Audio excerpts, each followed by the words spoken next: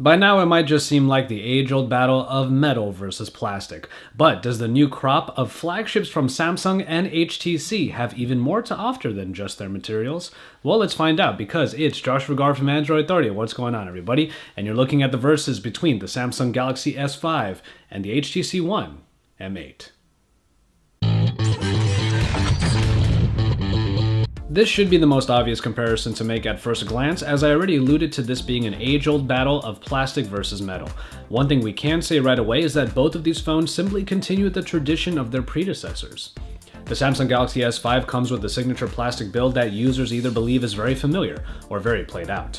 Form factor is largely the same, with the rounded corners keeping together a pretty flat device all around, and much of what you expect from Samsung returns here, with the button layout this time replacing menu with recent apps, and the same layout found on the sides.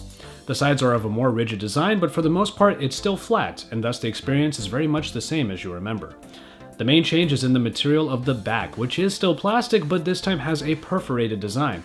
It's probably the most polarizing aspect of the design, as many people seem to find it a regression from even the textured plastic found from the Note line. Move over to the HTC One M8 and you'll find subtle but significant changes to the aluminum build of the original. In this gray model, it is a hairline brushed feel on the back that does scream good build quality. It's just going to turn heads with a metal build that manages to look very executive. Another change on the back is the second camera unit up top, the duo camera that helps with capturing depth data. The big change with the aluminum is that it now wraps around the sides of the phone, eliminating the polycarbonate that used to be there, and providing a very smooth and rounded feel that personally I felt was better than the rigid feel of the original.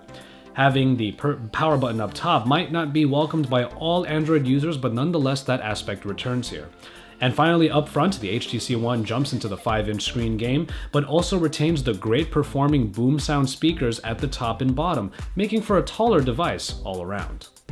Now, while the HTC One is definitely the taller device, it is a small margin narrower than the Galaxy S5.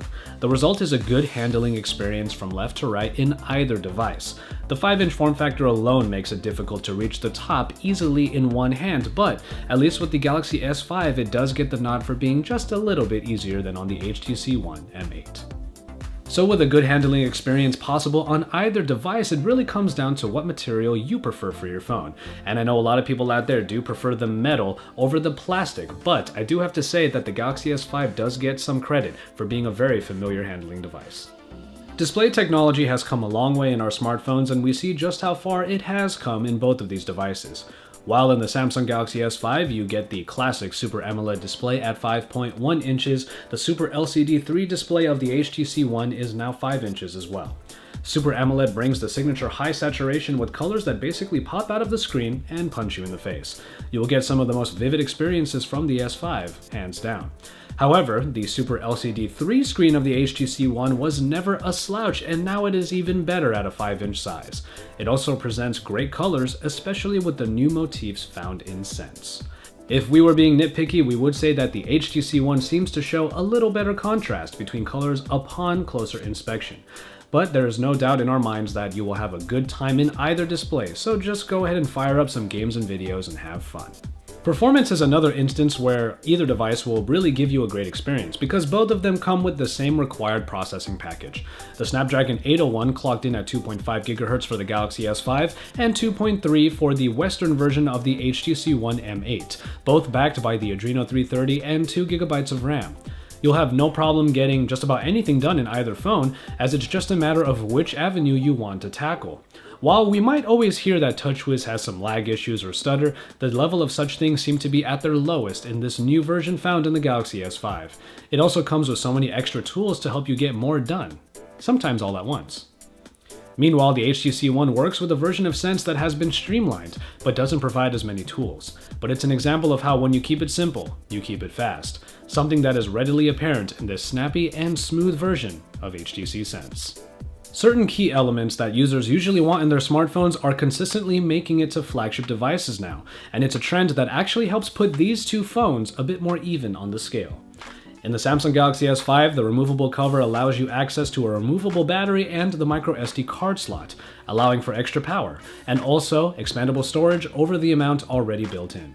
In the name of durability, Samsung also put IP67 certification onto this phone, meaning that you'll have to make sure that that back cover is secured for water and dust resistance.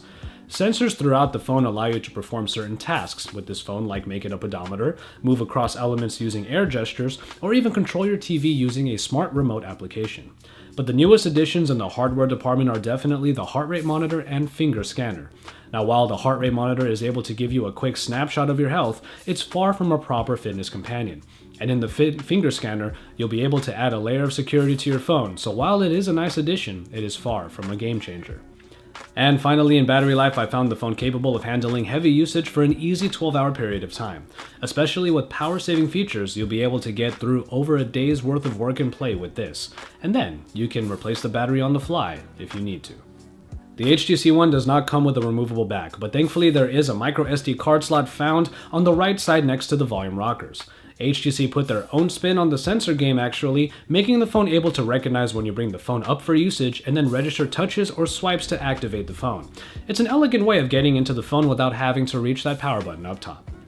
You are also able to control your television and set-top boxes with HTC One's own built-in remote app.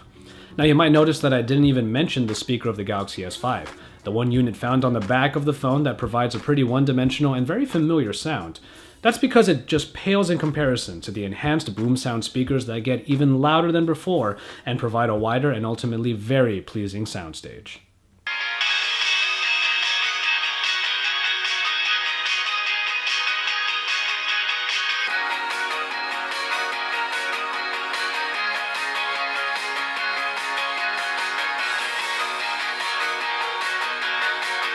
And finally, in battery, you'll find a smaller 2600 mAh unit in the HTC One that is non-removable, but does the job as far as getting you from waking up to bed with no trouble at all. Power-saving features like HTC's own version of the Ultra Power-Saving mode are available as well to help you out. So really, when it comes to hardware, the lines are starting to get a little bit blurred between these two devices. We now have expandable storage in one, but we still have the removable battery in the other, as well as IP67 certification. But in the end, what you have here is a very good slew of features in either phone that will help you out depending on what style is better for you. HTC and Samsung go head-to-head with their own versions and philosophies of the camera experience. Samsung's new 16-megapixel ISO camera hopes to use updated tech to make picture taking better than ever. The result is a camera experience that yields high-quality, vivid photos with pretty good levels of detail. In the app, Samsung did away with the sheer amount of modes and put in a couple key new ones: Live HDR and Selective Focus. While Live HDR is a good feature to have, so you can see how well HDR will enhance your photo, the Selective Focus requires the taking of multiple pictures which will then be processed together to give you a customizable level of focus. It works well when executed properly, which definitely doesn't happen in every instance, unfortunately. The camera app allows you quite a bit of freedom to tweak your smartphone camera experience, while bringing you a pretty consistent level of quality to your pictures. HTC decided to keep the 4 ultra-pixel camera that was included in the original, but this time gave it a little friend. The dual camera is the obvious addition, and it allows for the capturing of depth information in every shot that is taken. While it eliminates the amount of processing time found in the Galaxy S5 implementation, it's just as much a hit-or-miss situation as well. Plenty of pictures will have an obvious area of blur that the software just wasn't able to correctly process, making the line between foreground and background fuzzy, to say the least. Other modes include the Zoes, which are still pretty fun to use and are available for anyone that wants to take nice memories while taking this camera out. Unfortunately, there are limitations to a low megapixel count camera, and it shows when you zoom into pretty much any photo taken with the HTC One M8, as the level of grain is high and detail can be rather low. Not to mention, pictures tended to be washed out and lacked dynamic range in my testing. It pretty much comes down to this. If you fancy yourself even a somewhat serious photographer, then the sheer power and also the more consistent performance of the ISO camera in the Galaxy S5 is probably better for you. However, the HTC One is also for those people, general users most likely, that just want to set it and forget it, and the picture that comes out will already look pretty good and go straight onto your social media networks. And finally, we make it to software. Now, this is an interesting part of the comparison because while one tries to always add to the formula, it seems that the other just wants to continue optimizing what it already has. So, which philosophy is better? We'll start with the Samsung Galaxy S5, which you probably already pegged as the first one.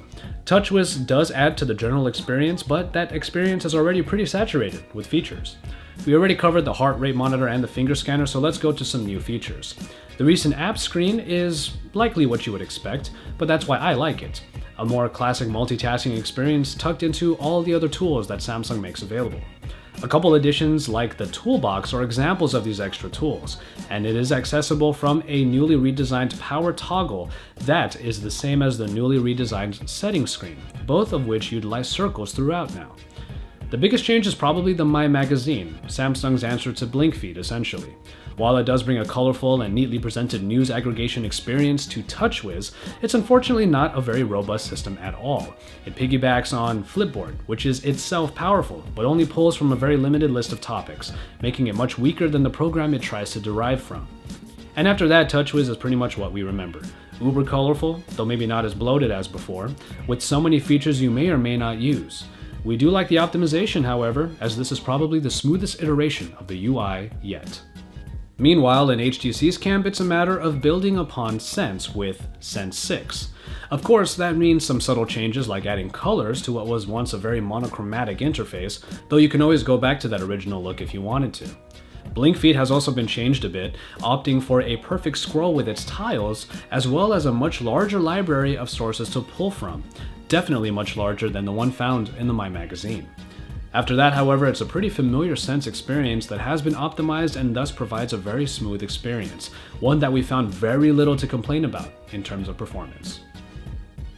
In the end, it comes down to a number of different aspects. Those who really like multitasking will enjoy the multi-window, the toolbox, and even the newly added recent app screen in the Samsung Galaxy S5. But those who are looking for maybe just a little bit more style and a little bit more simplicity can look to the HTC One, especially for its much better implemented second screen experience found in BlinkFeed.